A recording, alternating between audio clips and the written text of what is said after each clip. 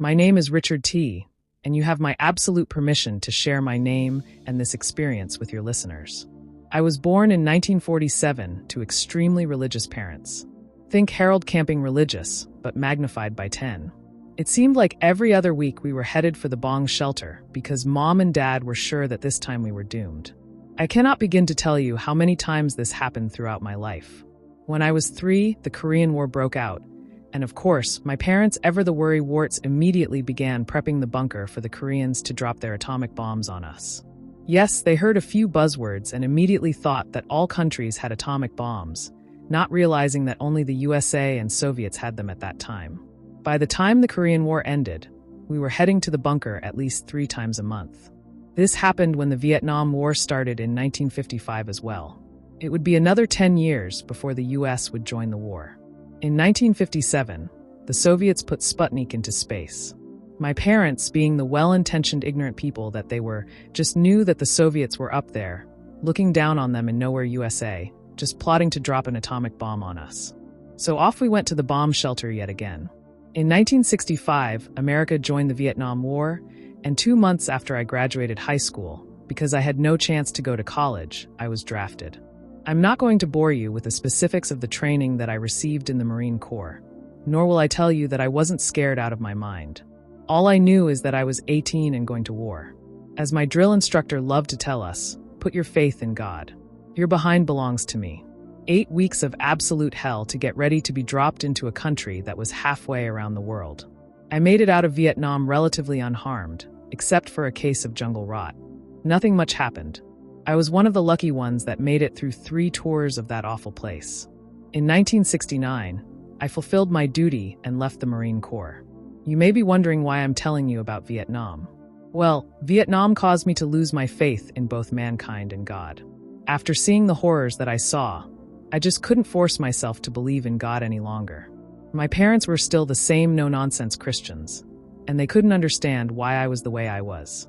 The issue of my lack of faith caused a huge strain between myself and my parents, one that would last for the next 22 years. In 1991, I was headed home from a meeting with a business partner at 9:30 in the evening, when I fell asleep at the wheel and crashed headfirst into a tree. I wasn't wearing a seatbelt, so when I hit the tree, my body slammed into the windshield, which caused me to crack my skull. Since it was so late at night, and the area that I was in wasn't known for having a lot of traffic, I laid there bleeding. I could feel as my body began to shut down, me thinking to myself, oh, so this is what it's like to die. I felt my breathing slow, and then nothing. I was in a complete state of nothingness. I could hear something scratching and clawing in the darkness, but could not see what it was. As my eyes started to adjust to the darkness, I began to see what was making the sounds in the dark. There are no words to describe these things, their skin rotting off, bones showing. Teeth that were so sharp that it looked like they could pick a body clean in a matter of seconds. It was then that whatever these things were noticed me and started to chase me. All I could hear was the soggy sound of death coming from me. Help me, God, please help me. I whispered as I continued to run away, slowly gaining the courage to say it louder and louder before finally screaming, God, save me, I need you. The force of the wind that I felt was like taking a bullet train. I felt something grab my hand and pull me at the speed of light, and away from the gnawing, gnashing sound of death. I felt love and comfort in whatever had grabbed my hand. Though we were still in darkness, I could barely make out an outline of this thing. We finally made it to the light, and I was able to see what had grabbed me. An angel about 10 feet in height had grabbed me and pulled me into the light. Who are you? I asked. I am Paresho, a booming voice said within my head. I remembered that my parents had spoken of Paresho multiple times while growing up. Apparently, this angel was the head archangel in control of all guardian angels. Where was I before you saved me? And where am I now? I asked. Paresho's booming voice stated that I had been in hell, but when I called out to God for help, the Most High sent him to bring me heaven. I looked intently at Paresho and noticed that he was staring to his left. Finally, he said the Most High wishes to see you. He has something he wants to show you. As he finished saying this, he took my hand again, and off we went. In what seemed like a noun of second, I was at the opening of a huge throne room. The doors opened, and I was told to enter. The first thing that I noticed when I entered the throne room was the singing. It was a melody that I had never heard, but the beauty of it touched the deepest parts of my soul. The second thing that I noticed was the columns. They had a Roman architectural feel to them. Lastly, as I made my way closer and closer to the throne, I noticed the brightest light that I had ever seen. A light so bright that eventually I could no longer step forward as my soul could not handle the light. "Avert your eyes, Richard, for you are unclean, and your soul cannot handle my brilliance," his voice said. I did as he told me to and turned away from him. "Why did you save me, Lord?" "Because you called out to me. But I stopped believing in you many years ago, and you still saved me." "I saved you because you called out to me. Just because you say that you stopped believing in me does not mean that you truly did. So what now?" "I assume that since I am seeing you, Lord, it must mean that I am either crazy or I am dead, and since I know I'm not crazy, it has to be that I am dead." "You are correct." As soon as I heard that, my life immediately began playing before my eyes.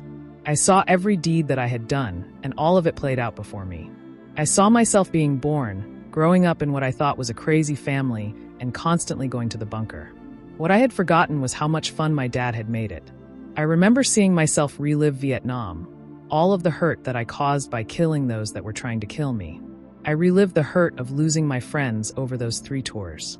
I relived the last words that I said to my parents about not believing in a God that allows such evil to occur. I saw my dad's heartbreak as I slammed the door leading to me leaving and never returning. I saw as my mom and dad waited up day after day, week after week, and month after month hoping that I would come home before finally giving up. I saw the stress that my mom went through when she tried to take care of my dad after his heart attack, which led to her stroke. "That's enough," I muttered. "I don't need to see how bad of a son I have been to know I am a horrible person. Perhaps I deserved hell." God chuckled, and I heard his voice say, "No, look again." I looked again as my life flashed by, and I saw how proud my parents were, and how they kept me in their prayers even after I quit believing. They prayed that one day I would come to my senses. It's too late now. I'm dead. There's not much that I can do to change that. I heard a booming voice state, "You're wrong. Who is it that created the heavens and the earth?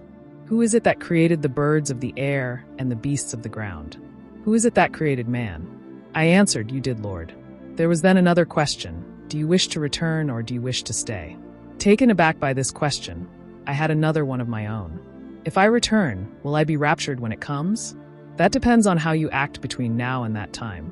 "What do you mean? Does that mean that rapture will happen during my lifetime?" "Yes," the voice said. "Will you tell me when?" "It's not like anyone is going to believe me anyway." God replied, "You will have those that believe your words, but also those that do not. You will be as old as your father is now, and 20 years after, the rapture will occur. You will return now. Tell everyone or tell no one. That is your choice." I awoke to the sound of sirens. I was laying on my back and had a paramedic standing over me doing CPR. "He's awake, move on. We have to get this guy to the hospital now," the EMT screamed. "Don't worry, Mr. Thompson. Everything will be fine. You gave us quite the scare." "Luckily for you, someone saw you go off the road," she said. After a long recovery period in the hospital, I was finally released to head home.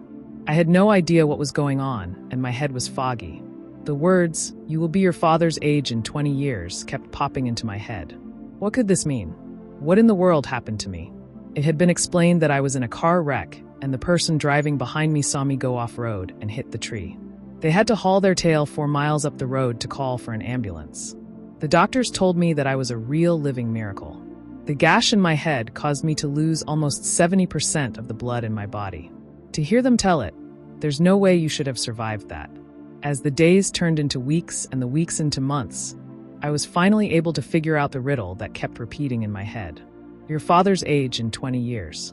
As soon as I figured out that riddle, everything came flooding back. The accident, my time spent in hell, being saved by the angel, being given the prophetic vision of when rapture was going to happen. I have talked about this multiple times in online groups and other places such as the NDE Usenet, but usually people end up laughing it off. I'm hoping that you and your listeners don't just laugh it off. My dad was 71 when I died in 1991. In 2018, I turned my father's age, the ripe young age of 71. Adding 20 years to that, the rapture will happen in 2038. I will be 91 years old when the rapture occurs. I beg everyone, please heed these words. It is not too late to change and accept Christ. Once the rapture happens, tribulation will begin. You have been warned. That does it for Richard's story. Truthfully, I am not sure what to make of this experience. I have heard a lot of predictions based on the rapture occurring, but I've never seen someone say that they got a riddle from God. The last time I paid attention to it was when I heard Harold Camping say it was going to happen in 2012 because he cracked the code in the Bible. So when it didn't happen, I sort of wrote it off until I got this email. Do you guys believe what Richard is saying? Do you believe that he was shown the rapture? Do you think that it was a trick by Satan? Let me know what you think in the comments section below.